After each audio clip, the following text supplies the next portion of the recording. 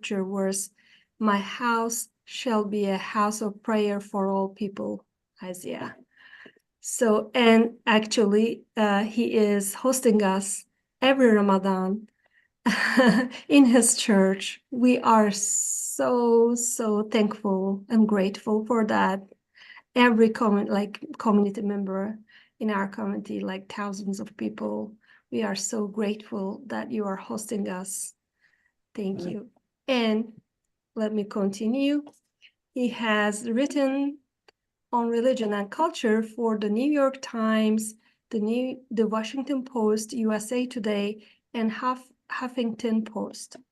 A frequent speaker at workshops and conferences, he's the author of or co-author of 6 books, including The Welcoming Congregation, Roots and Fruits of Christian Hospitality, and The Mystery and Novel City of Peace.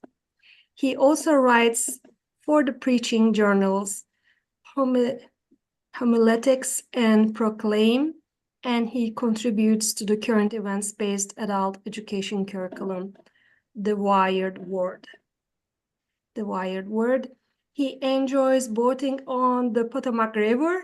Oh, and competing in endurance sports such as marathons, triathlons, and century bike rides, one of which landed him in the hospital in 2015. Oh, what happened?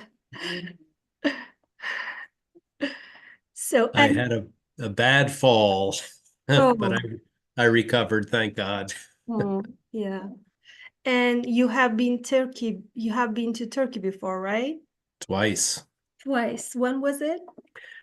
In 2014 and 2015. Okay. So it has been a while. Maybe we can go together again. I would love that. Okay. So Henry is with us today to talk about how to dialogue with people other than our religion, especially Christians. And we have an expert dialogue person here. He's going to share his insights with us. So we will be muting everybody, including me. If you have questions, please write them in chat box. After his presentation, we are going to ask the questions to Mr. Harry Brighton. Okay, the floor is yours, Mr. Thank you so much, Fusan, for that very generous introduction, and to Hakan for the invitation that brought me to you today. I am thrilled to be able to speak to you via Zoom. I am sorry that I cannot be with you in person. That would have been ideal, but I have contracted COVID. Fortunately, my symptoms are mild, so I feel good today, but I need to wait until I have a negative test before I go back into public. I've been very fortunate. I have not had COVID in the whole 4 years of this pandemic. But then I went on a fishing trip to Argentina last week, and I caught COVID in Argentina. So I guess the pandemic was staying away from me in North America, but it caught me in Argentina. So I'm very happy that you were able to meet with me today via Zoom, and I look forward to being in person again very soon. Let me share with you a PowerPoint as I talk a bit about navigating interfaith engagements. This is a very important topic to me, and it's been at the heart of my ministry for many years now. So allow me to begin this.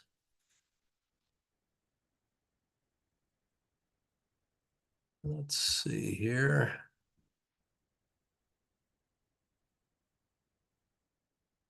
There we go. Can everyone see that? Hakan, give me a thumbs up. Good, great. So, my ministry has always been focused on finding common ground with people of different Christian denominations and people of different faiths as well.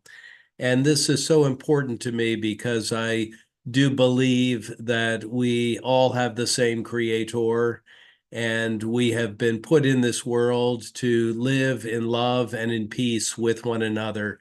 This is central to my faith, and I believe it is central to all of the Abrahamic faiths, including Judaism and Islam. And so, building interfaith relationships has been very important to me personally and also as a faith leader. And it is something that I try to be involved in throughout my work at Fairfax Presbyterian Church in the city of Fairfax, which, as you know, if you've been to our church, is a congregation that gathers under a verse from the prophet Isaiah, which says, "My house shall be a house of prayer for all peoples." We believe that is God's desire for our congregation and for us as an interfaith community to be a house of prayer for all peoples. One of the places that I have learned a great deal about interfaith engagement is in Turkey. And I was privileged to be part of an interfaith trip to Turkey, first in 2014 and then again in 2015. And here you can see a picture of a dinner in Istanbul hosted by Imam Bilal Ankaya, known and loved by many of you. And this experience became a marvelous training ground for interfaith engagement. I do not think there is any country in the world that has interfaith roots as deep as Turkey. And for that, I am grateful. So our trip started in Istanbul. And as you all know, this is the only city in the world located on two continents, Europe and Asia. So it is a multicultural city, uh, unique in all the world. I love this picture because this photograph I took shows how Istanbul is truly the crossroads of cultures. Here you see an Egyptian obelisk on top of a Roman pedestal next to an Islamic minaret. Three great cultures united in one place in Istanbul. One of the great structures in the city is Hagia Sophia, known as Holy Wisdom, built as a Christian church in the year 537, turned into an Islamic mosque in 1453, and then turned into a museum in 1935. I understand that it is a mosque once again, an active mosque, but I hope that it remains a place for interfaith engagement because truly it was such a place for me in my visits to this very holy site. Within Hagia Sophia, we have a Christian mosaic, and this was created in the year 1261, featuring beautiful tile representations of Mary, Jesus, and John the Baptist, three important figures in the Christian faith. The Blue Mosque is nearby, built in the early 1600s during the rule of Ahmed I, and it is known as the Blue Mosque, of course, because of the blue tiles that adorn the walls of the interior. Although Turkey and Istanbul are majority Muslim communities, there are Christians in Istanbul and always have been. Here is a lovely small Presbyterian church which ministers to a diverse group of Christians in what was once an Anglican chapel.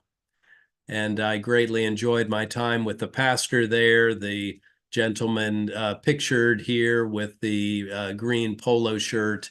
He does a beautiful job conducting interfaith ministry as a Christian pastor. in Istanbul. Ephesus is a very important site in Turkey. This was a city established during the height of the Roman Empire when the region was known as Asia Minor. The Apostle Paul spread the gospel in this Roman city, and he later wrote a very important letter to the Ephesians. So our Christian faith has deep, deep roots in Turkey, and for that I am so grateful. The House of Mary is also in Ephesus. It's located in the woods above the Roman city. It's the house where Mary lived after Christ's death and resurrection. She was taken to Turkey by one of the disciples, John, who cared for her for the rest of her life. And this remains a very important site for not only Christian pilgrims, but for Muslim pilgrims as well, because Mary is highly regarded both in Christianity and in Islam. I have found that our common devotion to Mary can be an important place of interfaith engagement. We honor this strong woman of the faith in both Islam and Christianity. My travels in 2014 took me to the great city of Urfa. There we had breakfast with the family of Mehmet Ayaz, again, a man known and loved by many of you. Urfa is the town believed to be the birthplace of Abraham. And we are together members of the Abrahamic faiths. Whether a person is Christian or Jewish or Muslim, we are all children of Abraham. And that is a unity that is stronger than anything that can potentially divide us. I take very seriously my identity as a child of Abraham. And this becomes an important point of interfaith connection, interfaith cooperation. Here you can see we are eating a delicious breakfast on the floor of the mother of Mehmet Ayaz. This reminds me that the path to unity is through the stomach. We all enjoy good hospitality. We all enjoy delicious food. And great things happen when we gather around tables to eat together and have conversation. Another great visit during my trips in 2014 and 2015 was to Rumi's tomb in the great city of Konya. Here you can see me pictured by a fountain there. This is the tomb of the great 13th century Sufi mystic. And Rumi is revered by many faiths, not just by Islam, but by Christians and Jews as well. He had a vision of interfaith unity that was ahead of its time. I love this fountain because you can see in this fountain a series of bowls, and water pours from the top bowl to the two bowls beneath it, to the three bowls, to the two bowls, to the single bowl at the bottom. And this is a visual representation of how we all come from one God, from the bowl at the top of this fountain, how we live in diverse faiths and cultures, and then we return to the one God. That is our destiny. We should never forget that. Even as we live in diverse faiths and cultures in this world, we come from the one God, we will return to the one God. A great insight of Rumi, one that we should embrace and practice today. So, more good eating, dinner in Konya. This was a meal served by a family that at that time was volunteering every week to help Syrian refugees. They may be continuing that work today. The meal they served us was delicious, abundant, full of the amazing tastes of Turkish cuisine.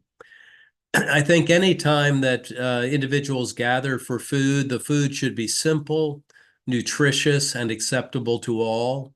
Food should bring us together, not divide us. We should find common ground.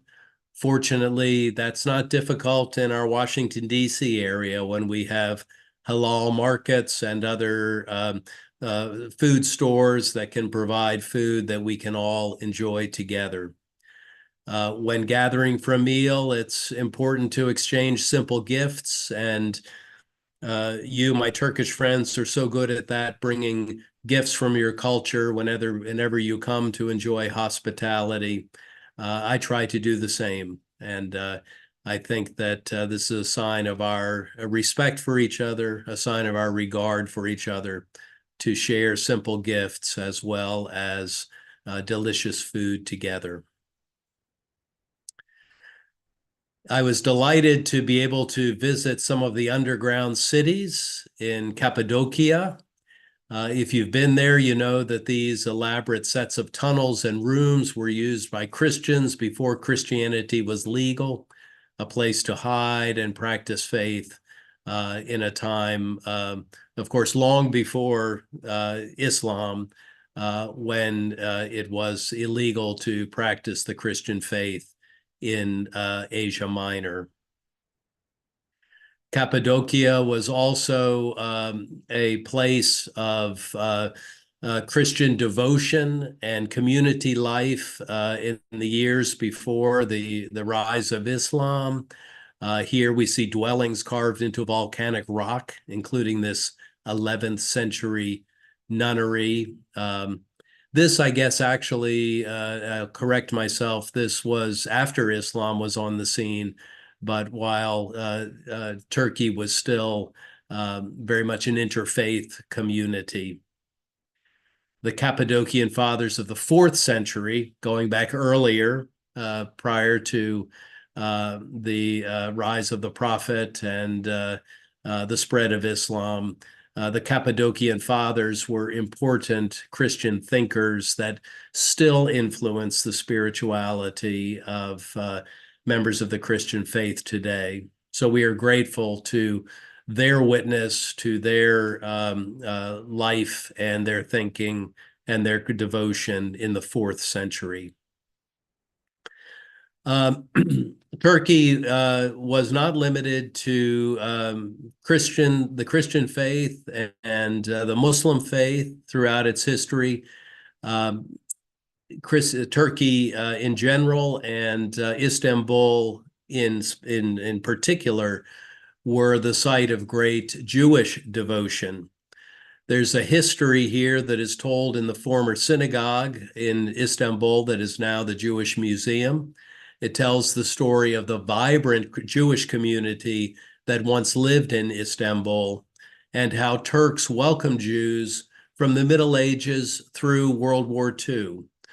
What a tremendous witness of Muslim commitment to interfaith harmony.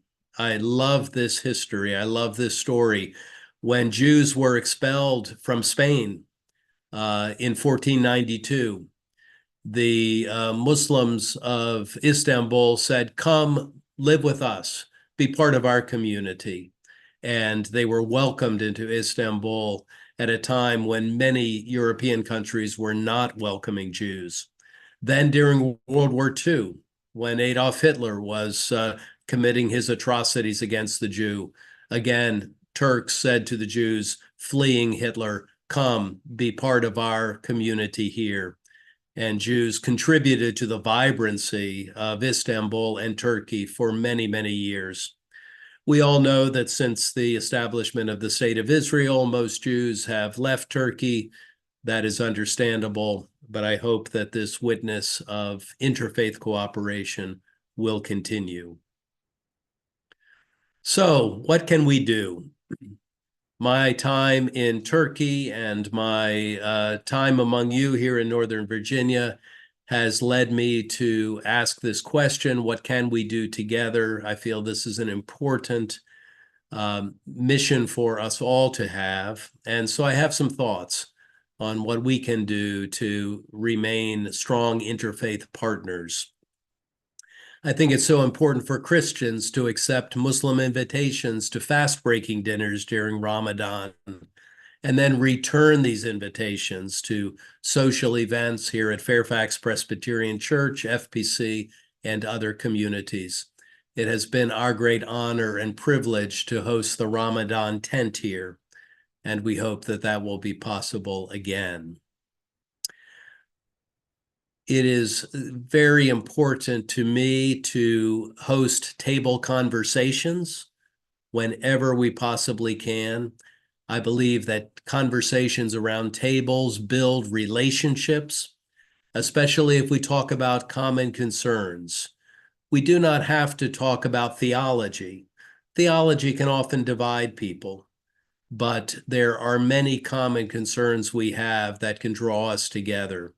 We can discuss raising children, improving our community, making our neighborhoods safer. These are all topics we share. These are central to our concerns as members of the Abrahamic faiths. And so I want us to continue to have table conversations, conversations among friends. Before the pandemic, we had these meetings quarterly. I would love for us to return to that kind of a practice. We can work together as well. Talking is important, but so is working together.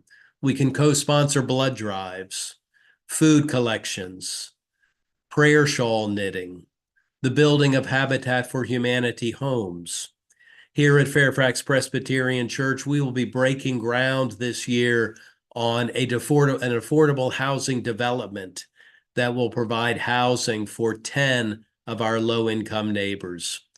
We will be working with Habitat for Humanity, and I invite you to be part of this effort. We have much that we can do in construction, in painting, in helping to furnish these homes for our needy neighbors. And this would be a beautiful opportunity for us to work together to make our world a better place. Not every relationship develops face-to-face in conversation. Sometimes the strongest relationships develop when people work shoulder to shoulder. And this has certainly happened here in Fairfax when members of your community have come to our church to serve the homeless delicious meals together during cold winter nights. And I have found that strong relationships develop when we work side by side, shoulder to shoulder, not simply face to face in conversation. So I look forward to having those sorts of opportunities in the months and years to come as well. So that is the end of my PowerPoint. I would be happy to engage you further in conversation through the chat or face-to-face. I am so grateful to all of you for the hospitality you have shown me, and I hope that I and my church can continue to show hospitality to members of your community. Hospitality is a practice that unites us in the Abrahamic faith, and it goes right back to Father Abraham.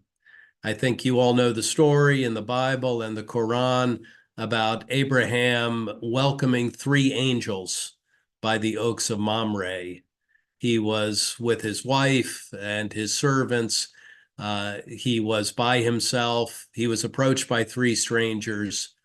Instead of pushing them away, he welcomed them. And he discovered in that welcome that he was in the presence of God's holiness. That is a message for all of us today out of our holy scriptures. It's a message we should remember as we try to practice hospitality towards one another. And I'll just share one final story from my time in Istanbul when I went to the museum there at the palace. I saw the beautiful relic that is on display there, Abraham's saucepan. And that is a saucepan that is a sign of Abraham's hospitality, his welcome to strangers, something that I have experienced, something that I feel privileged to practice. So thank you for your time. I am open and available to questions, comments, any further conversation you would like to have. Thank you so much. I mean, this was amazing. For most of us, including me, who cannot go to Turkey to visit for a while, this was a very romantic, peaceful, um, uh, yeah, it was really, really delicious for me to remember all those beautiful places. Thank you so much. And I have My prayer is that you can return Thank you so to much. that beautiful city. Thank you. And thank you for reminding us that in our culture we have the interfaith roots actually, so we need to refresh those roots again in the United States with the help of you. Thank you so much. So Before we pass to the questions, just want to inform Henry, just we are part of Habitat for Humanities, and it's good coincidence. We don't believe that, but that was let's say a good coincidence. I talked to Rachel, who is the coordinator for the Habitat for Humanities. We will restart our efforts, and she mentioned about the project in Fairfax Presbyterian Church, and we are as ATFA, we are in the organizing committee for that. And I'm so excited, and we will start with the project in Fairfax Presbyterian Church there. Looking forward to that opportunity. Beautiful. I do as well. Yeah. So if you have any questions to ask Mr. Harry Brighton, you can just either write in the chat box or you can just raise your hand. I'm seeing the chat, so feel free to use that, or as Fasoon said, raise your hand. Thank you, Mustafa, for your prayers.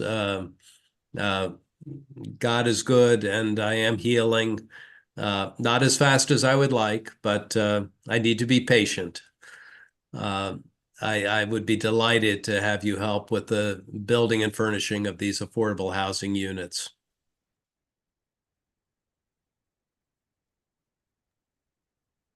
People can unmute themselves if they have questions. By the way, I really like the phrase rather than face to face, but shoulder to shoulder. I will use it if you allow me. So Please do. yes. I think that's an important form of relationship that we often overlook, but it is a great way to build strong relationships, working together side by side.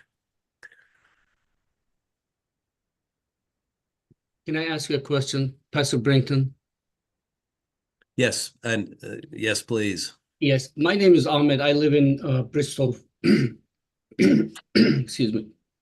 Your memories are still alive, even though it has been 10 years since you visited Turkey. I see you are still getting excited when you're talking about your memories, which is nice. So you emphasize that Turkey holds significant importance for Christians from the historical perspective. And it's really important for Christians since its early ages. I would like to ask you about some common misconceptions on Islam. There are still, even though we're trying to build strong bonds and ties to get over these misconceptions, they're still there, especially when it comes to some fundamental terms like jihad, like women's rights, women wearing hijab. There are a lot of different misconceptions. is there anything or what should we do to get over these? From a Christian's perspective, what should you recommend us to get over these?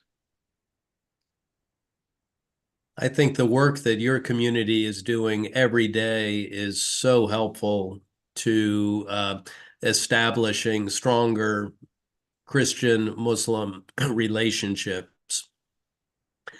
The meals that we have shared, the opportunities that our church members have had to sit down and talk, excuse me,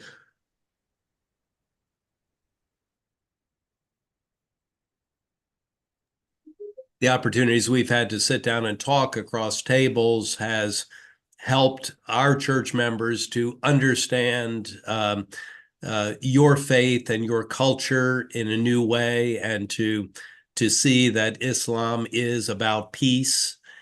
And so I want those opportunities to continue. There is no substitute for personal interactions. There is no substitute for people getting to know one another as neighbors, because that is where we discover that we have far more in common than we have separating us. I do not know what individuals' communities can do to influence what is presented in the media. Unfortunately, it is extremists of all types that get the most media coverage. And that is true of Christian extremists, as well as Muslim extremists, as well as Jewish extremists.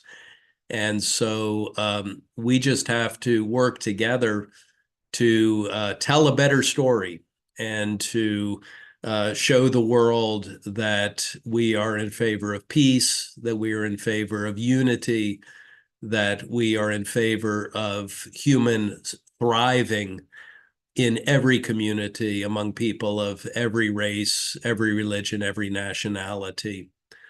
So continue to do what you are doing. I think that the witness of your community is powerful and is positive and is making a huge difference. I commend you for your outreach to individuals beyond the religious community. I think you do a great job reaching out to our elected officials, to our public safety officers, because these are individuals who do shape public perceptions. And your engagement with such individuals is very, very important. Thank you. So thank you, Ahmet. Could I respond to some of the chats? Yeah. Do you Yeah, want to read the question, or can you just? Yes. Lady D is saying, how would Christians see Muslims when we visit a church? Do they think it is a threat? Is it really okay to visit them anytime we want, like Sunday services or in their activities? I do not think that most Christians would have any problem with Muslims visiting a church. I think, as is true, whenever you visit a new community, it's good to call ahead and talk with some of the leaders, and let them know that you would like to worship, and if there's anything they should be aware of. It's helpful to have the leader of the community welcome any guests who are present, and let the congregation know that visitors are present. We have enjoyed having members of ATFA in our worship services, and since we look forward to these visits and can provide a warm welcome, then our church members have been prepared and have been able to be very hospitable. So if you would be interested in visiting a church community, I would say call ahead, talk to the pastor, talk to some of the church leaders, and my hope would be you would receive a very warm welcome. Thank you. Do you recommend like any specific time to call? Because like sometimes we do and no one answers. So Yes. like, yeah. Yeah. You're right. Church offices are not open all the time. And so maybe an email to the pastor would be a good way to contact him or her. Mhm. Thank you.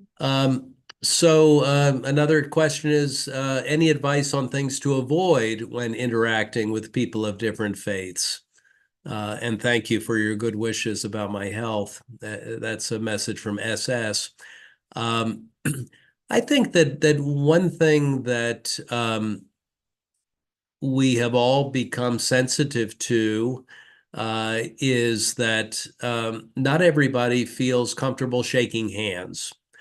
And this is something that Christians have a tradition of doing, but we stopped doing during the pandemic and have only started doing again.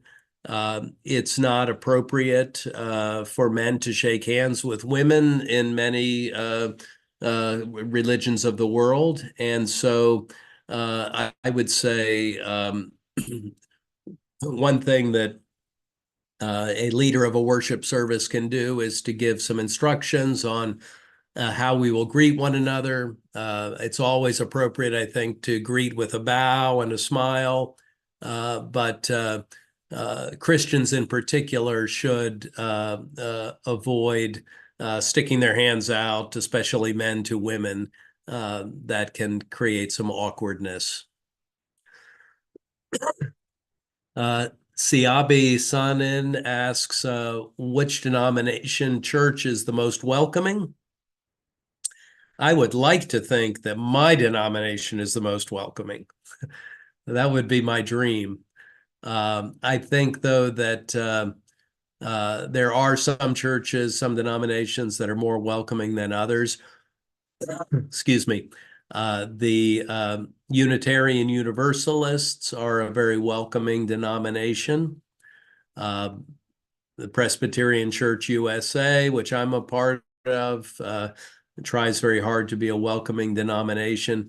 The United Church of Christ, the United Methodist Church, the Episcopal Church, all of these denominations try very hard to welcome people of different faiths. A good question from SD here. As a Christian, how much do I think it is important to know the essence of each denomination before interacting with them?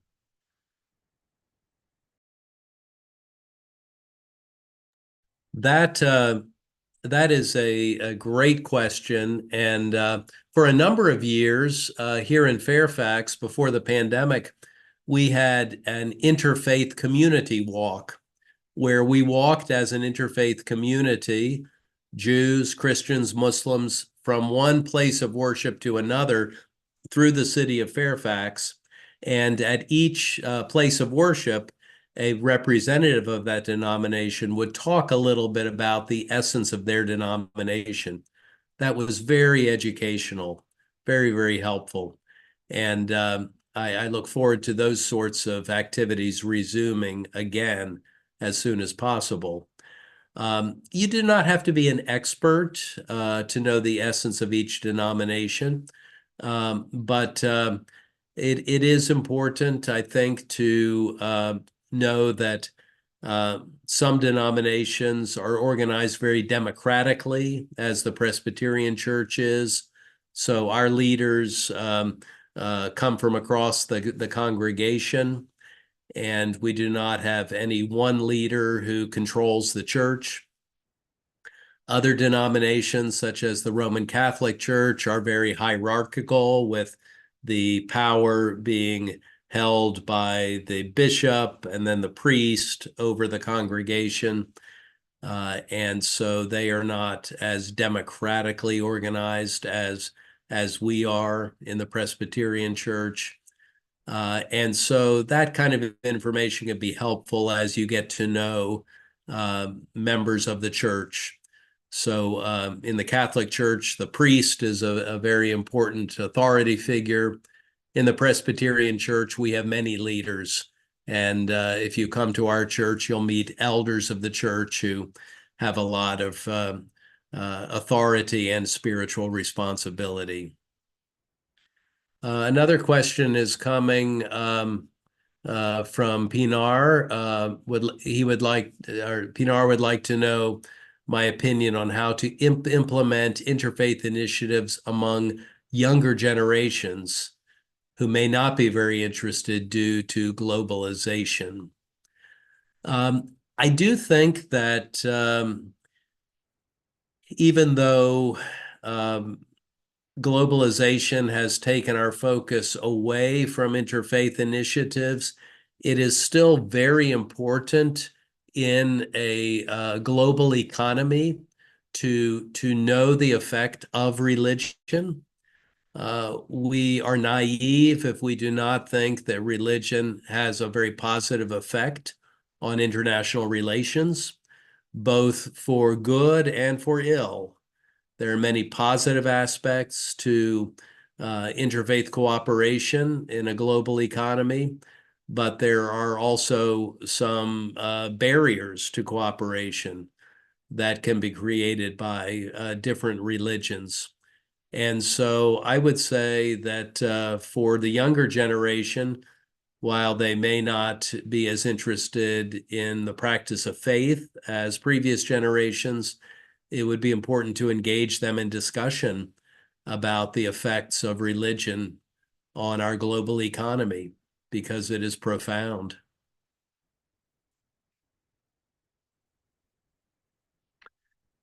Another question: as an average churchgoer, what do you think would be interesting for people to know about Islam or Muslims?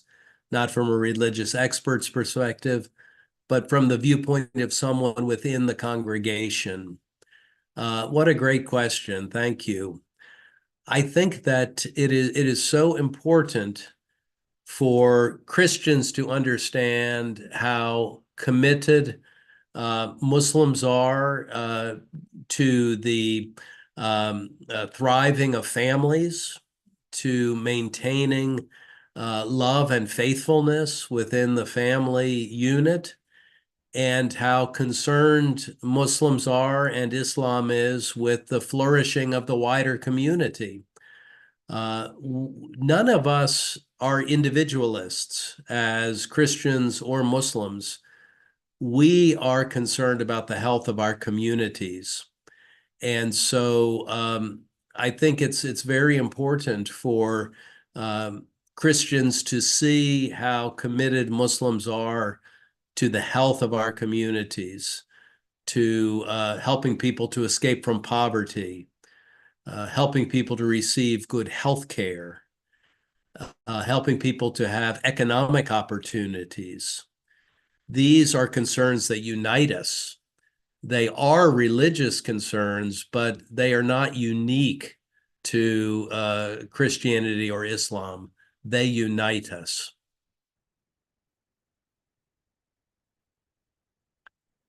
From Siabi, we know Sunday is the prayer day, but what is the best day to visit the church? Often I think Sunday is the best day. If you contact a pastor ahead of time, they can tell you about the service and find a way to welcome you so you can experience that. But there may be other days as well that there would be a church activity that would be a good day to visit. Hakan, you and members of the community have visited us on Sunday nights. We have a program called First Sunday Supper, where we gather for a community meal on the first Sunday of each month. And that has turned out to be a lovely time for interfaith dialogue and cooperation. Yes, the best path to unity is through the stomach. Something for us all important to remember. Yes. The common practice of the prophets, indeed. hospitality, welcoming strangers. What do you think is better, says Layla, to start or build a good relationship with neighbors, either inviting them to our homes or spending time outside? Well, you can do both. Ramadan, of course, is a wonderful season for inviting neighbors to come and break the fast. And many Christians and Jews are open to receiving those invitations. You can also spend time together outdoors. My wife was instrumental in developing some community picnics in our previous neighborhood, and that turned out to be a marvelous multicultural experience. So when the weather gets warm, perhaps have an outdoor picnic and invite neighbors to that. Sometimes people are more comfortable engaging around picnic tables outside instead of entering another person's home. It's sad that that is the case, but I think that sometimes a doorway can be a difficult passageway. Sometimes people are reluctant to go into homes. Sometimes people are reluctant to enter places of worship because they are nervous about entering a place they've never been before. So SD asks, would and how would it be possible to focus on a scalable and realizable and continuous project, including youths, to attract them to interfaith initiatives together among youths and women? That's a great question. I think that there are many activities that we can do as an interfaith community that does not necessarily require a focus on our religions. There are ways that we can do mission projects together, collecting canned food and non-perishable food for community food pantries and soup kitchens. There are activities that youths can do together in the out of doors. We recently had a youth project that was called a walk through the criminal justice system. And we took several youth groups on a walk through the Occoquan Regional Park. And we talked about how that park was once a prison, and women were imprisoned there for protesting for the right to vote, which was, of course, a terrible injustice to those women. But in the end, women were given the right to vote, largely based on those protests. It also gave us an opportunity to learn about some of the problems in our criminal justice system today, which is something that all young people need to be aware of, especially young people of color who are often targeted by law enforcement. And I enjoyed that project because it was outdoors. It did not require sitting around tables or sitting in a classroom. The youths and adults walked together and talked together and enjoyed time out of doors. So those are just a couple of ideas of ways we can bring youths together. And as they get to know adults of their own faith or other faiths, strong interfaith relationships can develop. Thank you. Here's another thought. You've given me so many good questions. There's another activity that a lot of young women enjoy. That's an activity of learning how to code. We have women in our church who are coding experts who meet with girls at the local library and teach them how to code. And that can also develop good relationships as they work shoulder to shoulder to learn computer coding skills. Another question: when visiting a church, shall we introduce ourselves at the first place as a member of an association or as an individual? And secondly, what is the best number of us to go? I think that it's always nice to visit in a group. I think when visiting a community of faith, for the first time, a visitor can feel self-conscious. So if they're there with a small group, that is a way of feeling strengthened and encouraged. If you do introduce yourself as a member of the American Turkish Friendship Association, that creates a very friendly and understandable identity for you to introduce yourself as, and then be welcomed by church members as a member of that association. So I think 10 or 12 people is a good number, and I would hope that if you arrange for a visit as members of the American Turkish Friendship Association, I would hope you would receive a very warm welcome. Thank you so much. There was a question at the beginning of the chat. Mustafa says, how would your congregation perceive inviting our community to their homes, hosting iftar dinner during Ramadan? Prepping and cooking dinner together might be a good opportunity to work shoulder to shoulder, he says. I think that's a beautiful idea. I know that great care has to go into the preparation of iftar dinners, and I would certainly not want any Christian guest or visitor to create a problem with the preparation of a halal meal.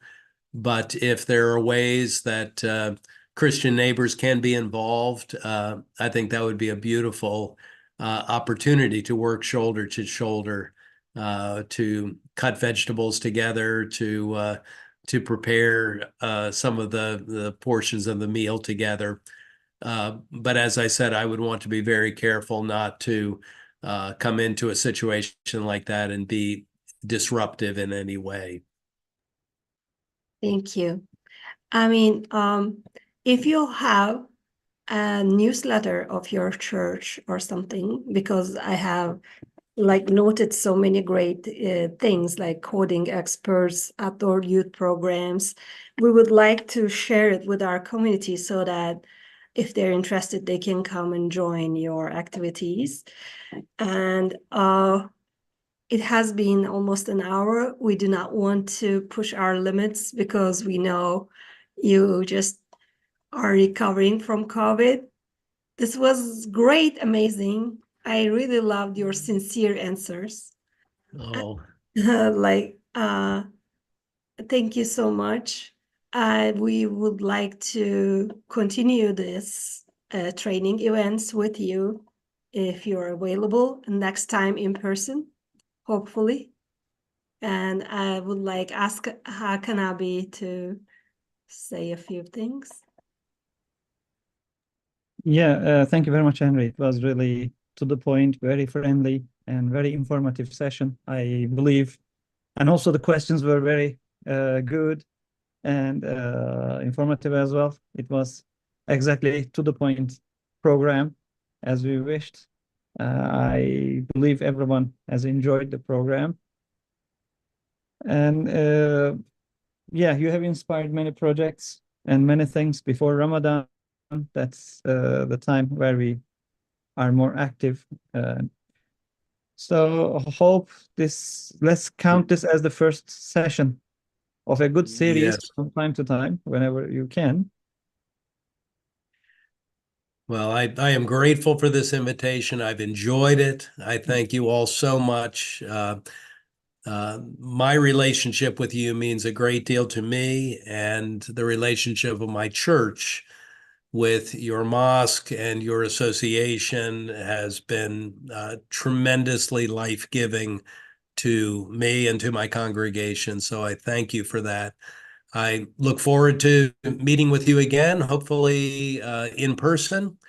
And since you are all interested in what is going on in our church, let me invite you to go to our website, www.fairfaxpresbyterian.org, all one word, Fairfax Presbyterian, and you can sign up for our newsletter. It's a free online newsletter, and that would keep you connected to any of the activities we have, which you would be welcome to participate in. And of course, as we discussed earlier, I look forward to many of you rolling up your sleeves and joining me shoulder to shoulder in our Habitat for Humanity affordable housing build. That will happen this year, God willing.